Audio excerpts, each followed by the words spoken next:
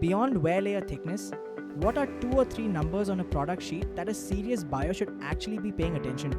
Well, the structure of the flooring plank, if you're talking about flooring, okay, we're talking about the structure of the flooring plank is equally important.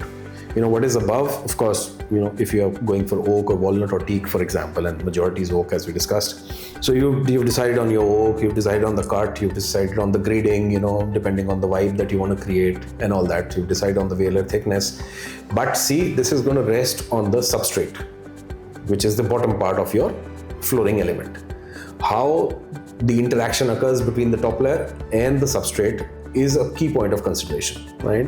In ideal situations, where you have a the temperature of the room is like between X and Y, the humidity in the room is between X and Y, which is rarely the case in real world. In ideal situations between those bands, I think, most of the structures today which are there would work.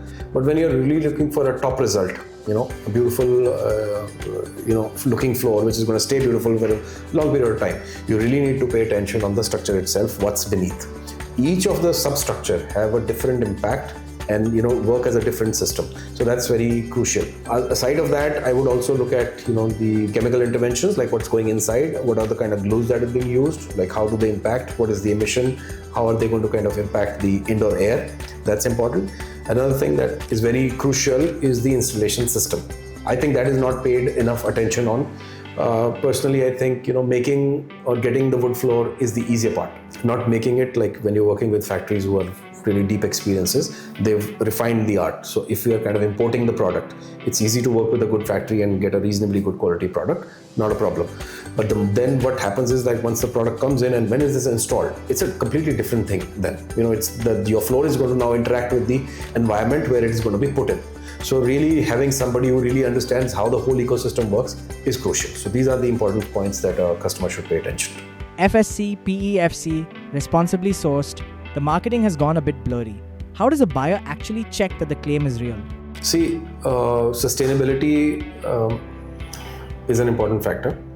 So the claim that the product being supplied is, for example, certified FSC or PEFC, you cannot be really sure about that unless and until it is stamped on your invoice, right? A factory could have FSC certification, but that doesn't necessarily mean that your material, tire material which is coming out from that factory, is FSC certified, right? So FSC certification on a broad factory level tells you that the factory has the systems to supply FSC, right? Or a sustainable forestry certificate, for that example, which is verified. But if you really want to be sure that you're buying something which is really sustainable, you'll have to ask for a FSC certification right on the invoice of your particular material.